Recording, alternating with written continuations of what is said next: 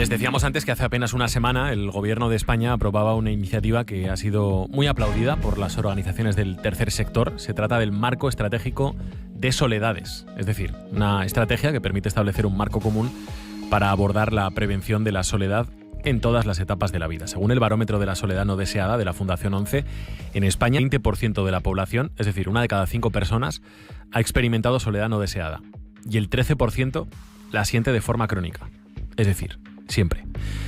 Esta situación evidentemente genera problemas de salud mental y también incluso problemas de salud física, pero también genera otras derivadas sociales. Así que vamos a hablar de todo esto esta mañana con Ana María Sancho, la presidenta de la plataforma del tercer sector aquí en Aragón, aquí en nuestra comunidad autónoma. Señora Sancho, ¿qué tal? Muy buenos días. Hola, buenos días. Bueno, muchísimas gracias por acompañarnos. Gracias por invitarme. Por lo que sabemos, parece que consideran ustedes que la aprobación de esta estrategia es una buena noticia, ¿no? ¿Por qué? Sí, es una buena noticia. Primero, fíjate hasta el título, soledades. Ya no solamente hablamos de una soledad en mayores, en personas con discapacidad, o sea, soledades, recoge todas, ¿no? Y luego la otra, aparte de que nos han dejado intervenir, participar, que eso siempre es lo deseable para conocer totalmente la realidad, pero también es muy buena porque es una política, o quieren hacerlo, por lo menos, esto ya sabemos que es una estrategia que luego se tiene que bajar más hacia abajo, es transversal, no solamente va a ser de políticas sociales, ¿no? Va a ser educación, va a ser trabajo, va a ser sanidad. Le voy preguntando por las diferentes cuestiones que plantea usted ya. Soledades. ¿Por qué es mejor soledades que soledad? Y evidentemente decía usted, porque aquí se habla un poco de las diferentes realidades que hay, ¿no? No es lo mismo la soledad de un joven, que hemos visto como incluso los jóvenes también dicen sentirse solo, que la de un mayor, porque al final no solamente es esto lo del estar solo, sino lo del sentirse solo, ¿no? Porque uno puede estar solo y no sentirse solo, y uno puede estar acompañado y sentirse solo. Es que además, incluso dentro de ellas mismas, cada soledad es distinta. Yo la puedo sentir diferente a ti o a cualquier otra persona. Entonces, lo de soledades me ha gustado para que se vea, recoge la tuya también. No solamente es la soledad que es común a todas, ¿no? Es como una palabra decir soledades, y la tuya también es importante. La juventud tiene su parte de soledad, habrá que trabajarla de una forma. Las enfermedades también tienen una parte de soledad, o los cuidadores de esas personas con enfermedades, ¿no? Y no todas se trabajan igual, no todas tienen la misma forma de trabajo. Nos decía usted que les han escuchado. Sí. ¿Qué es lo que han aportado ustedes? A ver, nosotros generalmente, todas las organizaciones del tercer sector, trabajamos en realidad para agrupar a gente y para trabajar con gente. Ya desde ahí ya trabajamos la soledad no deseada, ¿no? Entonces ahí hemos visto les hemos aportado muchísimas cosillas que se van haciendo ya desde nuestros proyectos en las entidades y asociaciones, y van recogiéndolo, ¿vale? Pues por ejemplo, te voy a poner un ejemplo. Hay una soledad la soledad de los mayores la conocemos muchísimo.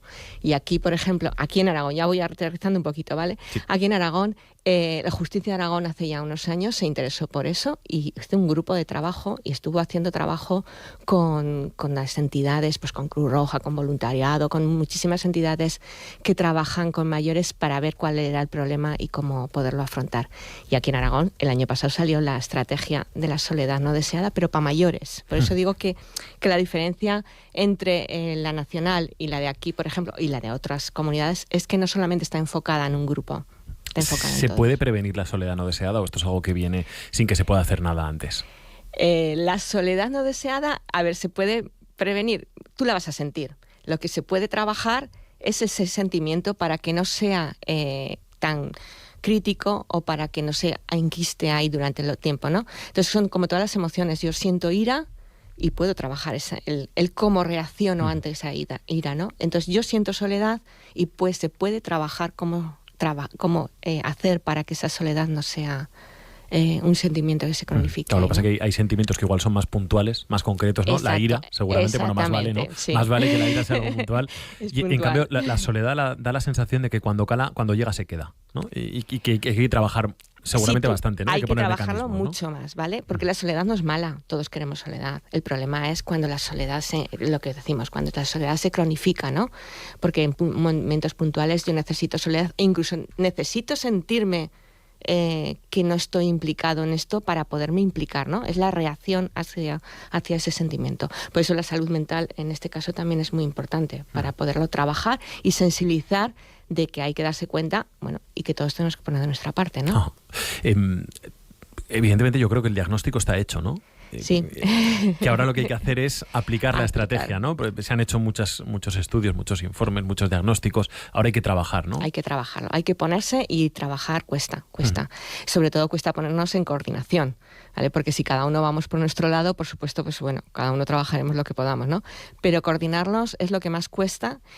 Pero creo que al final el beneficio es mucho mayor, ¿no? Esa coordinación que tengamos entre todos y, como te iba diciendo, la sanidad, los servicios sociales, la educación. La educación va a ser muy importante, el sistema educativo va a ser muy importante para detectar precozmente situaciones en los jóvenes que se puedan dar de soledad. ¿Vale? Esas no integraciones, como aislamiento que tienen a veces los jóvenes o que se les da, ¿vale? Esas cosas hay que mirarlas y ver cómo se trabajan. Le quería preguntar también, decía, cuesta trabajar esto. ¿Cuánto dinero cuesta trabajar esto? Quiero decir, es una cuestión en la que el dinero, me imagino que también será importante, ¿no? El poner fondos. El poner fondos es importante en todo esto. A ver, si no tenemos recursos, sobre todo humanos, no se va a poder trabajar, porque ya estamos suficientemente cargados todo el mundo, ¿eh? No solamente las instituciones públicas, las privadas, todos estamos cargados mucho de trabajo. Esto va a ser un trabajo más, ¿vale? Y hay que poner unos recursos, sobre todo económicos, para contratar gente para que pueda llevarlo a cabo. ¿Qué perfiles hay que contratar? Pues mira... ¿Y cuánto dinero hay que invertir? Porque esto el dinero ya, ¿no? Es difícil de cuantificar, ¿vale? Es difícil, es muy difícil.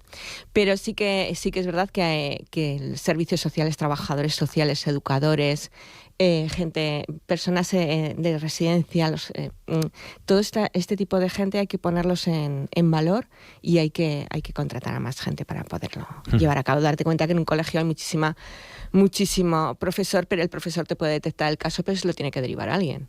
Si se lo deriva al psicólogo que todavía está en ese momento está ahí, está hasta arriba de gente. Entonces hay que buscar también esas figuras a quien derivar todos estos casos.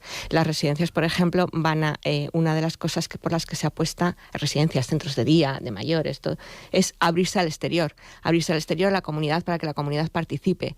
Eso también es un coste.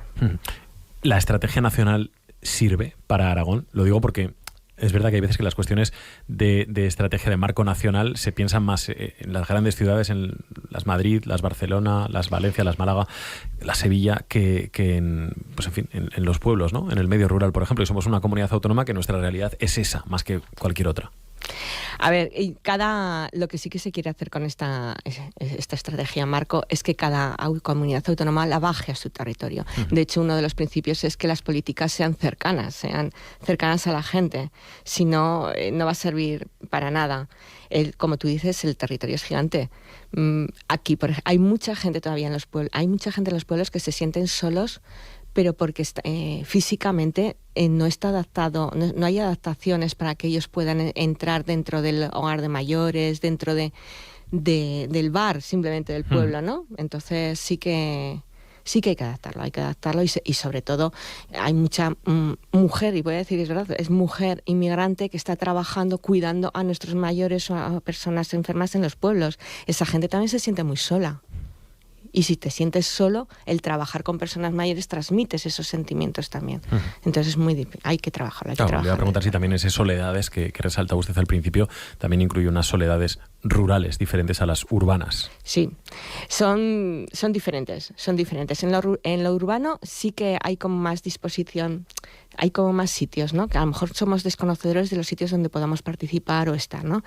Pero es que en los pueblos es que no hay sitios a veces. Hay pueblos muy pequeñitos que no tienen sitio. Y bueno, las comunicaciones ya, el transporte para poder ir de un sitio a un pueblo a otro es muy difícil. Entonces, la realidad es muy difícil, es diferente. Es diferente.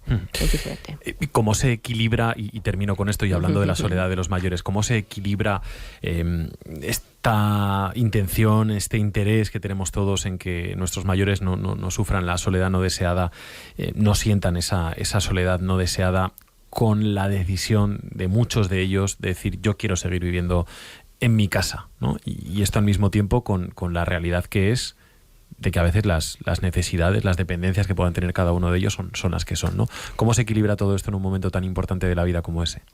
A ver, es una decisión de ellos y hay que respetarla. Eso es lo primero de todo. Y lo segundo, pues a lo mejor hay que hacer una red, no que a lo mejor, es que hay que hacer una red de vecindad en la que podamos apoyar a estos mayores, ¿no? El estar en contacto, el simplemente, ¿qué tal estás? El vecino que pasa por la puerta, ¿qué tal estás hoy? Ese tipo de cosas las hemos perdido y yo creo que es muy bueno, sería muy bueno hacerlo. De hecho, me contaron un proyecto así en Vitoria, muy chulo, con una comunidad de vecinos, en la que se iban a hacer fiestas y llamaban a los vecinos propios o sea, fiestas dentro de la propia comunidad, dentro del propio recinto. Y cogían a la gente mayor o a la gente que veían que no podían y cada uno se encargaba de una persona para poderla bajar. Es eso. Fíjate, tan sencillo a veces. Tan aparentemente sencillo. Tan aparentemente sencillo, ¿no? Pero sí, sí. Ana María Sancho, presidenta de la plataforma del tercer sector en Aragón. Muchísimas gracias por haber estado esta mañana con nosotros aquí en la Radio Autonómica. Gracias por dar visibilidad a todo esto. Que vaya muy bien. Seguiremos hablando seguro con usted en los próximos meses. 8:27, un minuto y vamos con la tertulia.